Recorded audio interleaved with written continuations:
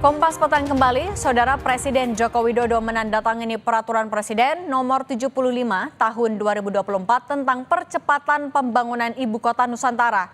Aturan ini mengatur tentang ganti rugi lahan hingga hak guna usaha. Perpres yang diteken Jokowi 11 Juli kemarin itu berisi 14 pasal terkait penyediaan fasilitas hingga perizinan. Dalam Perpres disebutkan percepatan pembangunan IKN bertujuan membentuk ekosistem layak huni. Selain itu, untuk pemenuhan penyediaan layanan dasar dan komersial. Perpres juga mengatur penanganan permasalahan penguasaan tanah ADP atau aset dalam penguasaan.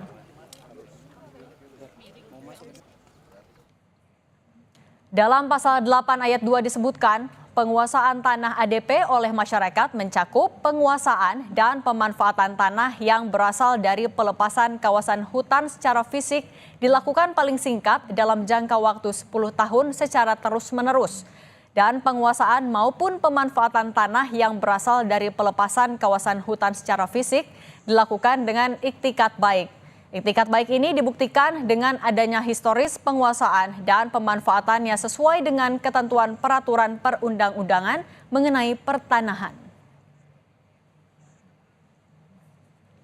Jelang HUT Kemerdekaan Republik Indonesia ke-79 yang akan dilaksanakan di IKN, Satgas Percepatan Pembangunan IKN, Danis Sumadilaga menyebut Istana Presiden dan lapangan upacara sudah siap mencapai 83%. Sementara kantor Presiden sudah mencapai 88%.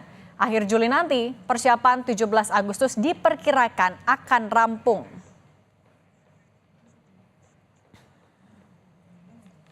Soal pembangunan IKN, staf khusus Presiden Jokowi, Grace Natali, dan Ketua DPP PDI Perjuangan Jarod Saiful Hidayat saling lempar argumen.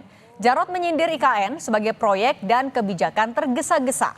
Sementara itu, Grace menantang Jarod agar datang langsung ke IKN.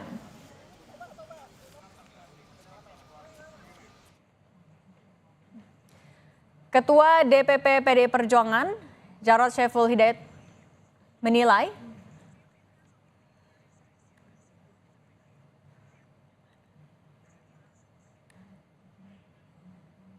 silakan Pak Jarod datang sendiri ke IKN. Kalau hanya melihat dari jauh,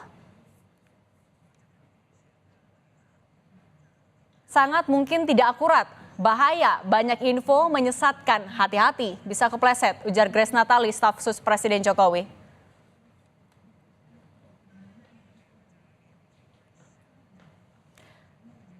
Ketua DPP PDI Perjuangan, Jarod Saiful Hidayat menilai belum jelasnya waktu pemindahan ibu kota negara dari Jakarta ke ibu kota Nusantara menandakan proyek IKN merupakan kebijakan yang dibuat dengan tergesa-gesa.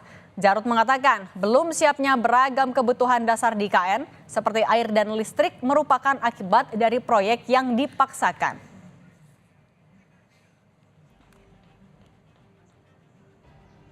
Kalau selalu dipaksakan, ya begitu hasilnya. Listrik belum masuk, air juga belum masuk, infrastruktur juga masih belum siap, begitu ya. Artinya apa? Inilah salah satu konsekuensi dari kebijakan yang tergesa-gesa, terutama di dalam implementasinya, di dalam eksekusinya. Menteri Pekerjaan Umum dan Perumahan Rakyat Basuki Hadi Mulyono menyebut jalan tol menuju Ibu Kota Nusantara hingga Pulau Balang sudah bisa dilintasi pada 17 Agustus 2024 mendatang. Ia mengaku akan mengecek fasilitas infrastruktur dasar itu pada 22 Juli 2024. Sementara itu, ruas tol seksi 6A Simpang Riko hingga rencana Outer Ring Road IKN dan seksi 6B juga rencana Outer Ring Road hingga Simpang 3 ITCI sudah dimulai pengadaan tanah. Presiden Joko Widodo pernah menjanjikan akan berkantor di IKN pada akhir Juni atau bulan Juli ini. Namun kini Presiden menyatakan IKN belum siap karena fasilitas air dan listrik belum tersedia. Jokowi mengatakan apabila semua sarana dan prasarana yang dimaksud itu sudah siap, dirinya bakal segera berkantor di IKN.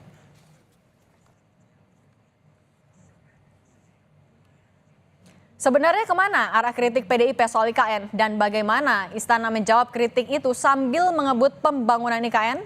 Kita berbincang dengan staf khusus Presiden RI, Grace Natali, dan politisi PDI Perjuangan Masinton Pasaribu, Mbak Grace dan Bang Masinton. Apa kabar? Ya, baik. Mbak Grace, Mbak Cindy.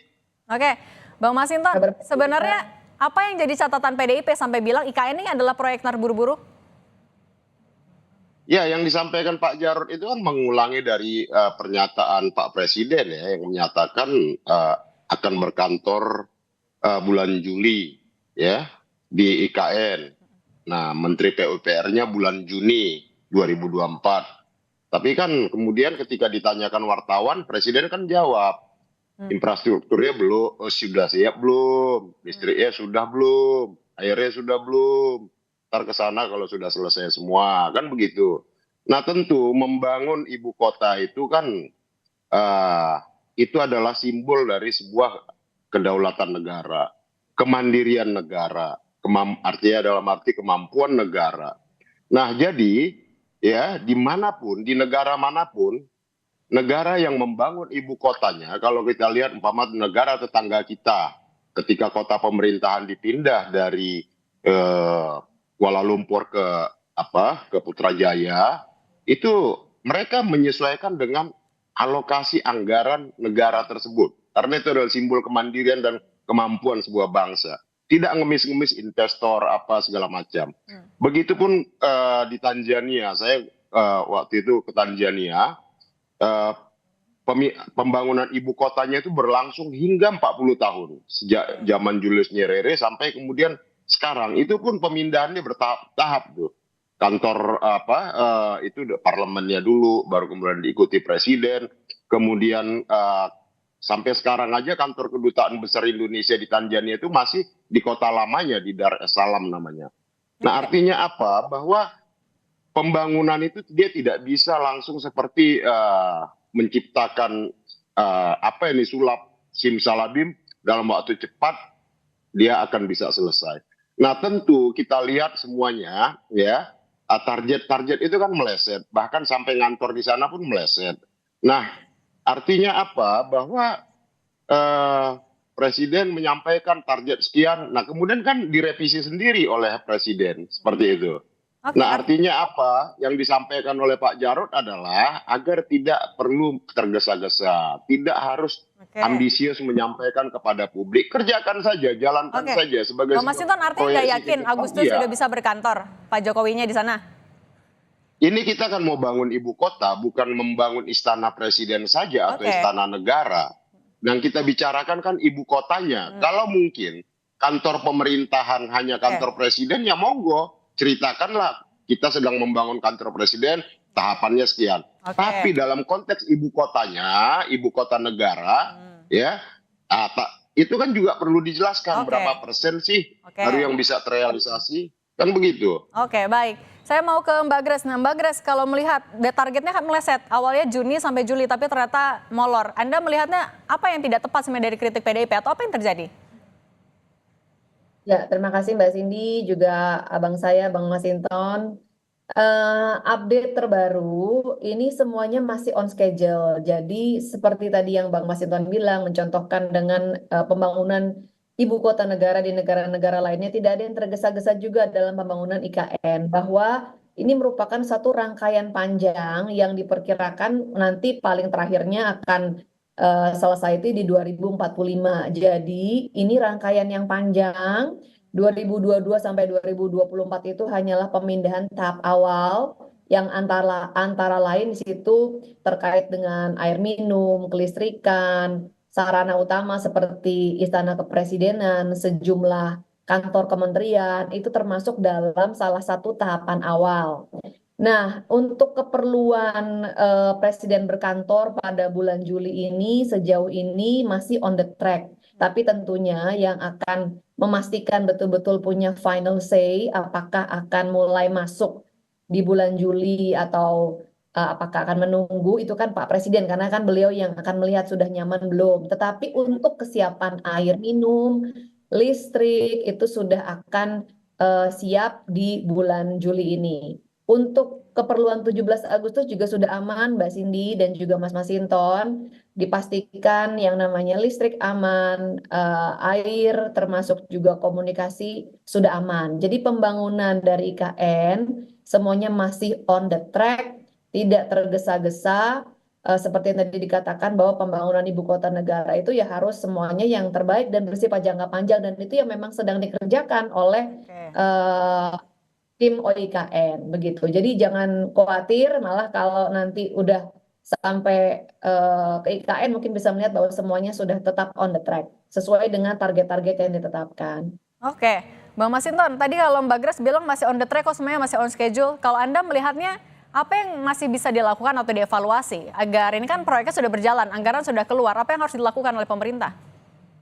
Ya kalau yang disampaikan itu nyatanya seperti itu, ya alhamdulillah begitu loh. Tapi kan publik, yang ditanyakan publik itu kan progres yang disampaikan pemerintah sudah sekian, ternyata realisasinya tidak seperti itu. Kemudian banyak ya yang capaian-capaian yang disampaikan pemerintah kemudian diralat sendiri oleh pemerintah. Nah itu yang menjadi pertanyaan publik gitu, ya ya.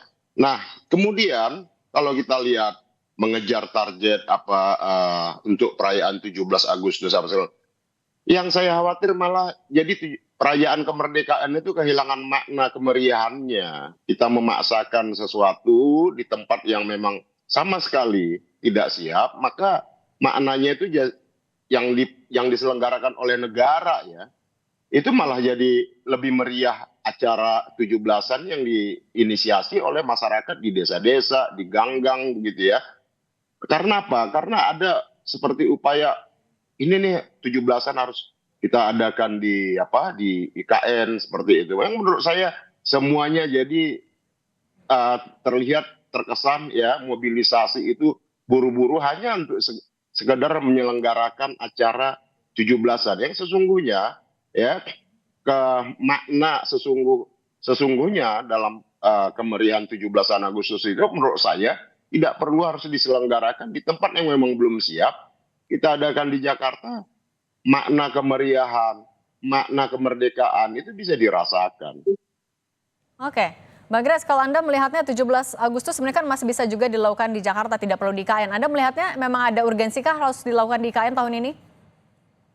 Nah, ini kan sebenarnya gagasan untuk memindahkan ibu kota sudah ada sejak lama ya. Bahkan kalau kita runut lagi ke belakang, yang pertama kali memiliki ide ini kan adalah Presiden Soekarno tahun 1957, karena melihat bahwa Jakarta dan Jawa itu sudah harus berbagi beban, apalagi Jawa atau Jakarta terus khususnya sekarang sudah overpopulation. Jakarta adalah the fastest sinking city in the world gitu kan, yang paling cepat tenggelam begitu penurunan tanahnya. Jadi memang tidak ada jalan lain, tidak ada opsi lain, ini harus dibagi bebannya. Oleh karenanya saya harap ya termasuk teman-teman semuanya, yang termasuk juga Bang Masinton, bisa sama-sama mendukung, memberikan energi yang positif ya, bahwa kita itu nanti bukan mengejar 17 Agustus oleh karenanya semuanya harus tergesa-gesa, tidak, tetapi ini justru menjadi momentum kita akan mewujudkan visi para founding fathers kita, bahwa pembangunan nanti harus semakin Indonesia sentris gitu kan, bahwa pembangunan harus semakin merata, dan ini memang harus ada langkah berani untuk mewujudkan gagasan besar ini, yang dimana sebelum-sebelumnya mungkin ada banyak pertimbangan sehingga tidak jadi-jadi. Nah, Pak Jokowi lah yang kemudian mengambil langkah berani untuk mewujudkan ini, oleh karena memang perlu kerjasama semua pihak ya. Dan kita support, kita terima tentu semua masukan, mohon sabar, ini semua sedang dikerjakan, yang pasti tidak ada tergesa-gesa, semuanya akan memenuhi kualitas yang terbaik sebagai standar sebuah ibu kota negara. Oke, baik, kita akan lihat progresnya terus pembangunan IKN sudah sejauh mana dan akan sesuai dengan target atau tidak. Terima kasih politisi PDIP Bang Masinton Pasaribu dan staf sus Presiden RI Mbak Grace Natali, terima kasih sudah berbagi di Kompas Petang, sehat selalu.